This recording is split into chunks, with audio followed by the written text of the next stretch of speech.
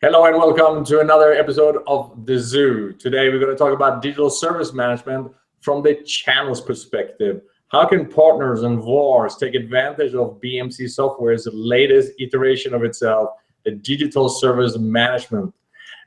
Used to be ITSM was something that the channel took, made it their own and resold, but with new modern technology, very much like when cloud first introduced, it gives them something to think about. It provides new challenges, but it also opens up the door to great new markets. With me today is Dick Stark from RightStar, a major reseller of BMC software and other IT service management tools. And he has been in this business long enough to know what is what and is going to share with us his view of digital service management. Thank you for joining us, Dick. Oh, thanks for having me. It's terrific to be here. You saw at our latest big get-together how BMC has trying to reinvent itself, becoming something more of a digital service management provider than just traditional IT service management. And with that comes new products, new solutions, and so on, and new type of thinking from IT is king to more people are the boss. How do you define, how do you see digital service management in general? Well, I think if you want to start, I would look first at traditional ITSM. Okay, and ITSM, the mantra there was all about better, cheaper, and faster, right? And so if you take it a step further, now you've got digital service management, and it's still about being, better, cheaper, and faster, but it's more about sort of drilling down a little bit more and taking a look at, well, how are you better? Well, it's better because you're going to improve customer satisfaction. Or how are you cheaper? Well, we can reduce the overall cost of service management. Or how are we faster? Well, it's more efficient. But what I think the main difference is that people are really looking at this software and they're saying, well, am I a cost center, or is it some sort of a value add? And if it's a value add, how are we providing business value? So that's what we ought to be looking at, and that's what BMC's done. Is they basically said, okay, now we've looked at the software, we've watched people as they do their jobs, and it's all about how we can automate things to make things faster. And so BMC's come out with some new tools. There's obviously there's a number of them: Smart IT, My IT. There's Smart Reporting. There's My IT Service Broker, and these are new features and new functions that go with the traditional Remedy product. And it's more than just taking a step forward and saying, okay, off with the old and away with the new. It's really more than that. It has to do with the value that I'd mentioned before.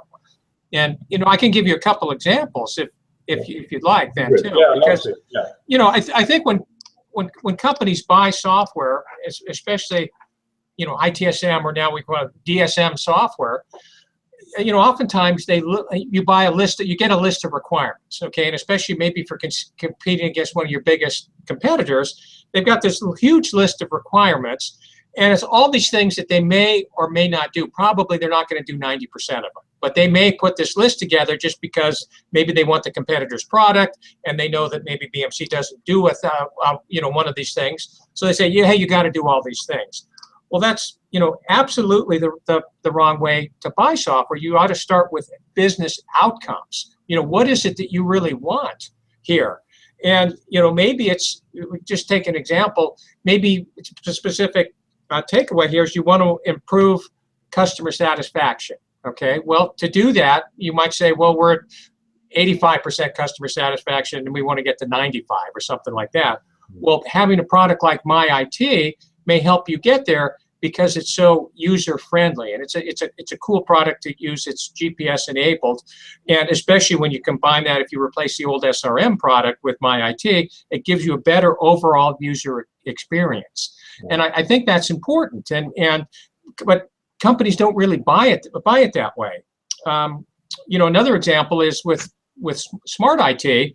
You might be typing away. You get a call and you type away. This is what the incident is, and all of a sudden you see, because it's searching the knowledge base at the same time, you see an answer that will pop up. Well, this is a lot more efficient. It makes it easier for that analyst to do their job. And it's not something that anybody else can really do a very good job of. So, I mean, BMC has a leg up.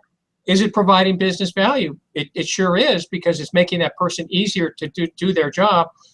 And then remember, who are the customers of the service management software? Would be the employees of that particular organization. If it makes everybody do their job, then it makes everybody is happier, makes it more efficient. It's an overall good thing. Okay, does that make sense? Yeah, absolutely. Yeah. And my question is, these are things that one would think should have been part of any type of ITSM or DSM solution a long time ago. Why is it coming to the forefront now? Why is there a market for it now? Because BMC could have built this earlier, but I guess it was waiting for the right moment. Is this because of consumerization is actually making it to the doors of the enterprise and cracking down the door? I think that's certainly part of it. But the other reason is that companies just aren't that mature. And now they're starting to get there. I mean, just to give you an example, it's just amazing how far we've come in just a short amount of time. I've been a long time runner, and I had hurt my knee a couple of years ago, and I haven't really run for a couple of years. So now I've got a Garmin watch, and everything's digitized. Okay, so I can go out for a run, and now it tells me how far I'm going. It tells me how fast I've gone. It tells me how many steps per second or per minute. I'm not even sure. It's got all this detail. Before, I used to just go out for a run, and then I would, I'd leave and I'd come back, and that'd be about it. And so now you've got all this big data that's out there, and people are starting to realize, well, there's some real value here with all this information. Let's make something out of it. So that applies to the ITSM side or DSM side as well. So companies are becoming a little bit more mature, and you're taking advantage of that data that's out there. Not everybody is. I mean, we did a survey of our customer base actually about a year ago, and we got the idea from an article that was called, I think, Moving from Survivors to Thrivers. And I don't know if it was an IDC study. I don't know if you happened to read that. Did you happen to see that about that? But BMC sent it out. It was really kind of interesting. But the one thing, after surveying all the customers, first of all, we found that only about 15% are actual thrivers. Okay, so the rest of them, and to be a thriver, you may want to use second or third party platforms like social, mobility, cloud, that sort of thing. You might also want to use self-service. Okay, and if you weren't doing those things, then you can kind of consider to be just a survivor. Now it's a year or so later, it's about this. Have you heard of the term bimodal IT before? So it's either mode 1 is kind of ITSM, waterfall approach. Mode 2 is more agile, and so everybody wants the bimodal bridge to mode 2 is to kind of go the DevOps route. So that's kind of what's happened. It's how do you get more? Again, it goes back to how do you get more value, show more business value, and it's get on the path to mode 2, or in this case, become a survivor. Become a thriver, not a survivor.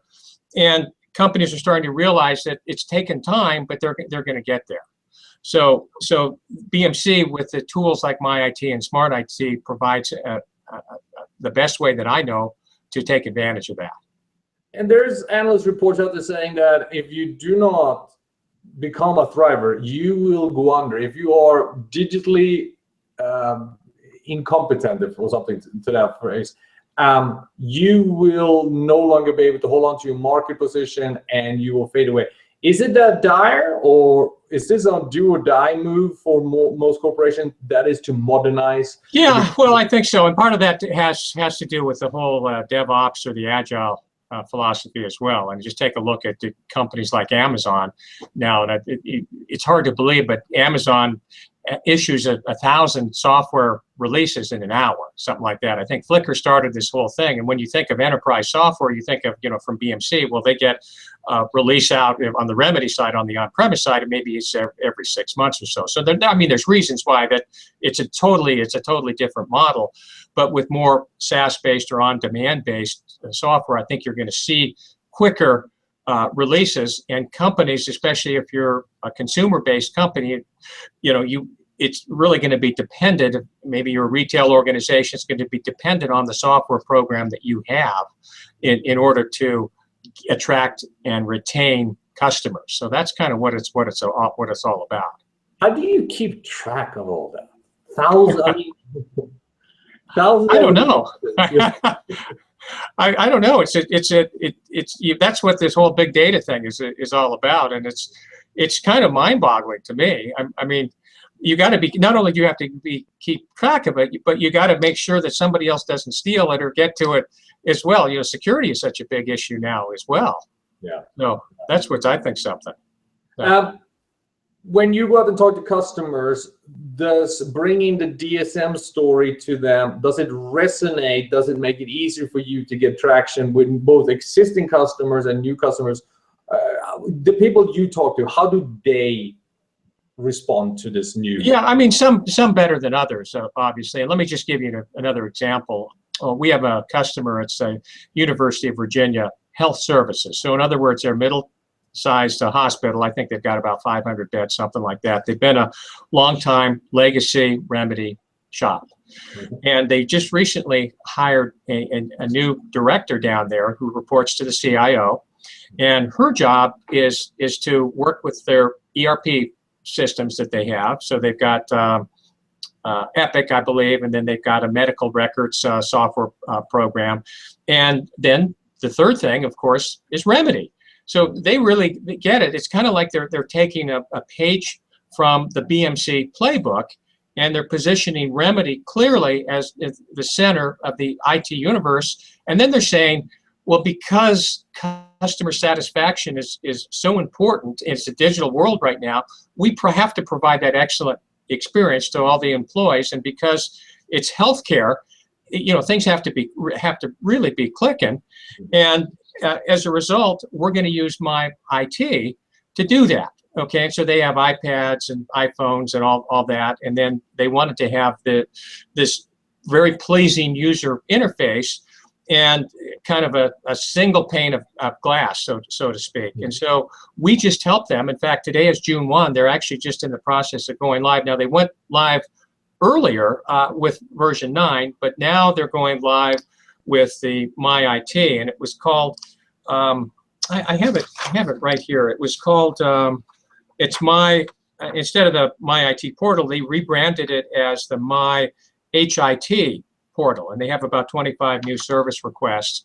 And again, the whole idea is to get everybody behind them, improve efficiency, lower the overall cost, and improve customer satisfaction. So I think they get it. Now, I wish everybody thought like that. Sometimes, it's a necessary evil kind of thing, but I think that's a good example of where customers are going. Okay? Absolutely.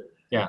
And those initiatives that both our customers and BMC is supporting to within DSM, within Digital Service Management, is what we refer to as the digital workplace, where employees are more empowered, more engaged, can communicate 24/7, anywhere, anytime. That's easy for me to sit here in Silicon Valley and say, that's the way we're going. You are also in a tech-centric world, but you deal with people that are not necessarily in the same, in a high-tech industry. Are we shifting our thinking away from saving money, squeezing as much as we can out of people, and started to see how do we empower them and actually make them more innovative? Yeah, I think that's an important thing. I don't know that it really makes any difference where you are. You know, the one thing that surprised me a little bit is this whole issue of cost savings, right? Because you would think, you know, how important is it to save money? And that was the one thing that I kind of suspected when we did that. I told you we did this survey before, and sure enough, customer satisfaction came back as the #1 thing that they wanted from an ITSM system. And I thought, well, cost savings ought to come in as maybe as #2. But it didn't really even make the list. And maybe these are because they were bigger customers or not as cost conscious. And the interesting thing about that, I was at a CIO forum not too long ago, and I had an opportunity. I love to go into these things because I like to ask questions. And so I explained about the survey that we have done, and I said, you know, the mantra is better, faster, and cheaper. And I said that the surprising thing was that most of the organizations that we talked to didn't really seem to be too concerned about saving money. And I said, why is that? And so, one CIO answered, he said, well, we've got, just a huge budget, we're a very big organization, and the IT portion of or the IT budget is still, very large.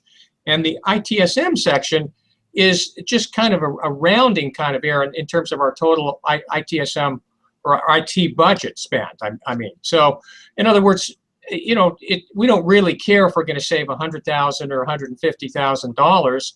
We just want something that works and does well. And so then another CIO said, well, better, cheaper, faster, pick two, right? So it sort of told me that, not everybody is cost conscious, but it's something that I think that it's going to happen down the road. It's kind of like Uber, right?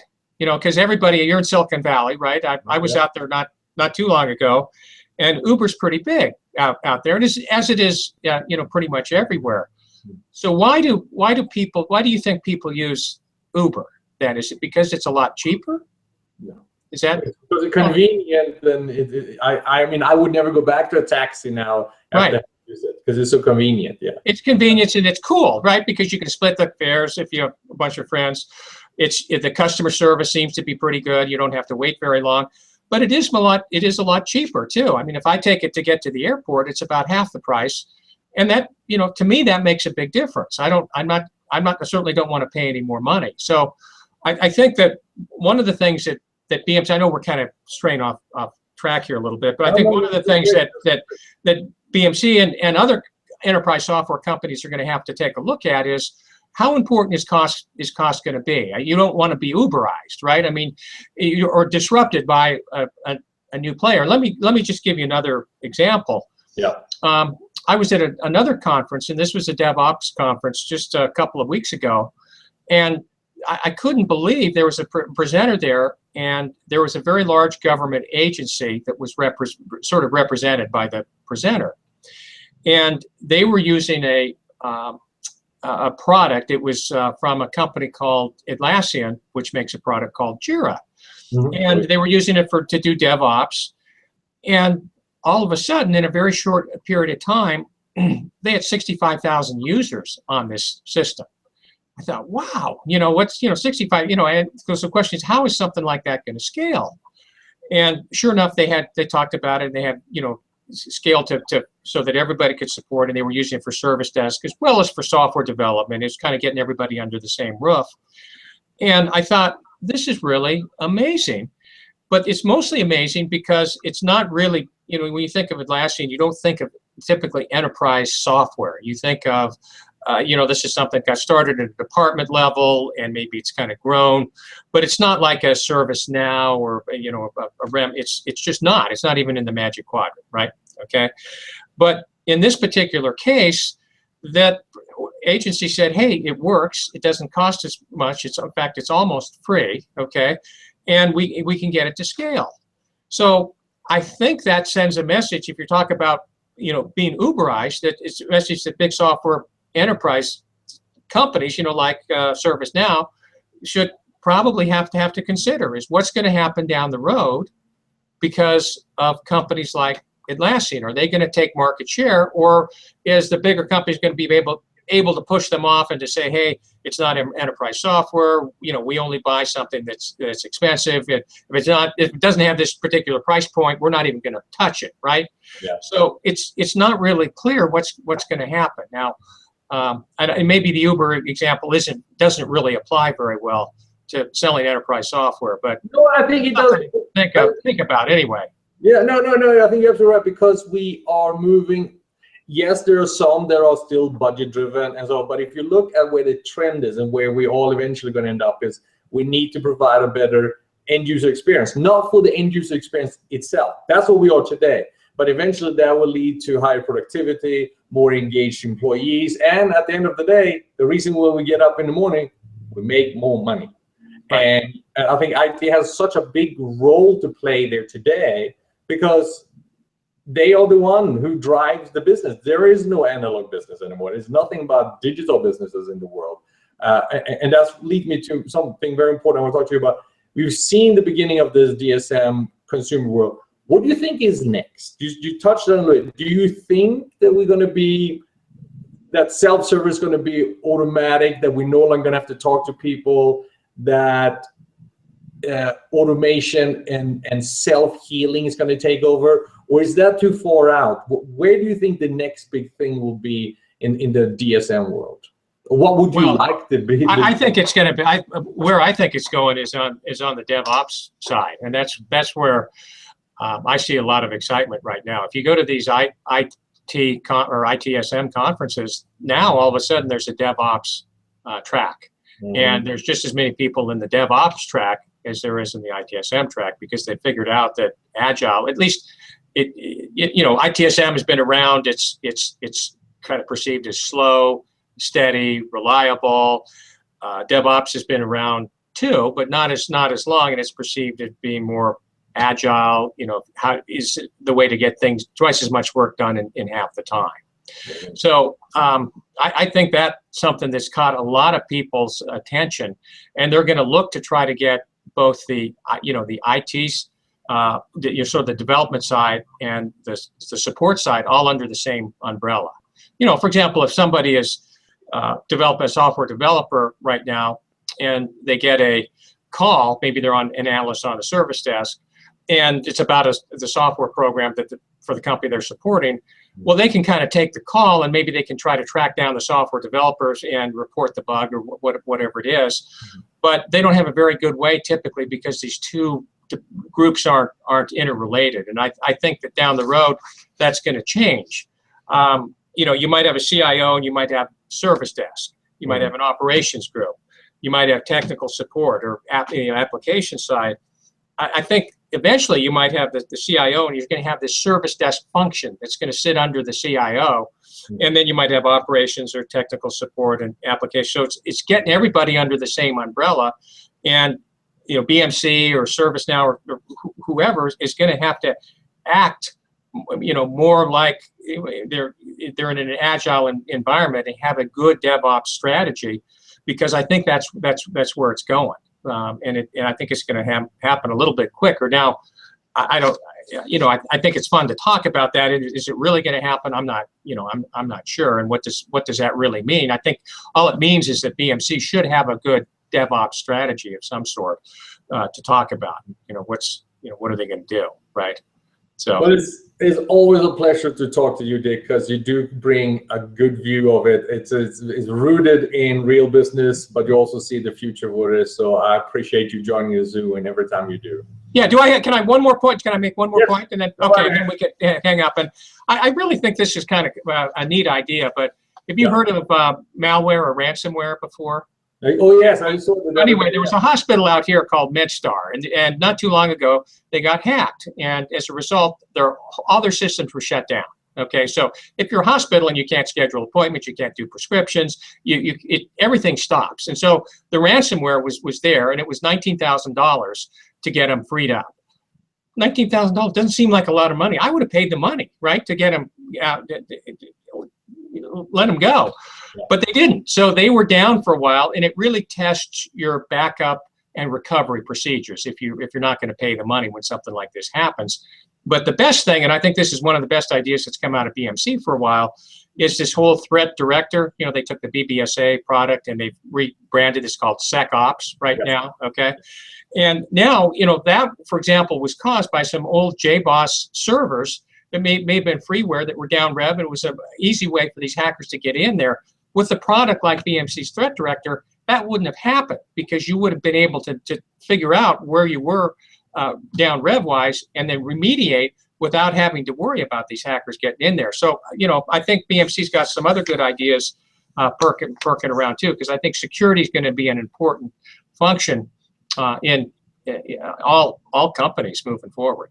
Yeah. So, we have invested heavily in that, and one of our competitors just bought a company, security company today, I think it was, and it seems to be the way forward, that security is no longer a nice to have. It's a CEO issue, it's a board issue, and everybody has to take it very seriously. Right. Interesting. My wife's in healthcare, and she came home, and she's actually the one who told me about this. And we live in a small village up in the mountains here, and we have a community hospital.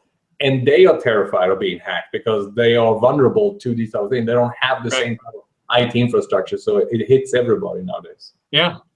Okay. Well, thank you, Dick. Good. Good to see you again, my friend, and we'll do this again in a few weeks or months. Okay. Thanks for having me on. Thank you. Okay. The All rest right. of you out there, take care. Okay. Bye.